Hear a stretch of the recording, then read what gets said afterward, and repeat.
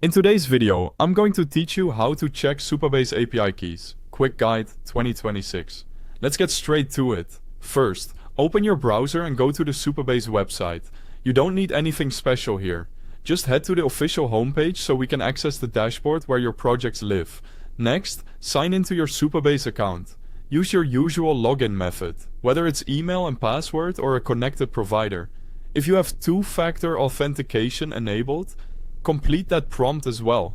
This part is quick, and once you're in, you'll land on your main dashboard. From the home page, you'll see your organizations. An organization is simply a workspace that contains one or more projects.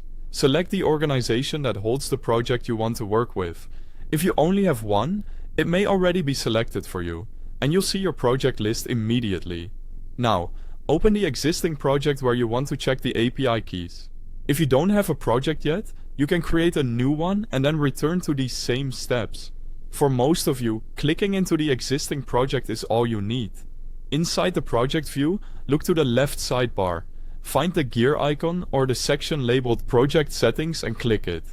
This area contains all the configuration details related to your project, including database settings, authentication options, and what we're after today, your API details.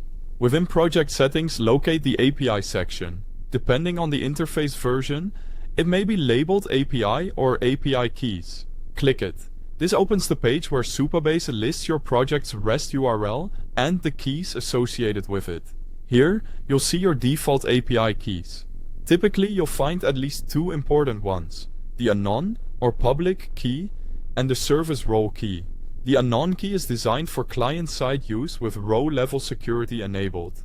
It has limited permissions. The service role key is powerful and should never be exposed in client apps or shared publicly. Treat it like a secret. To copy any key, use the copy button next to it and paste it into your environment variables or your server configuration. Avoid placing keys directly in your front-end code or committing them to version control. If a key is ever exposed, rotate it immediately in your project settings and update your environments. And that's it.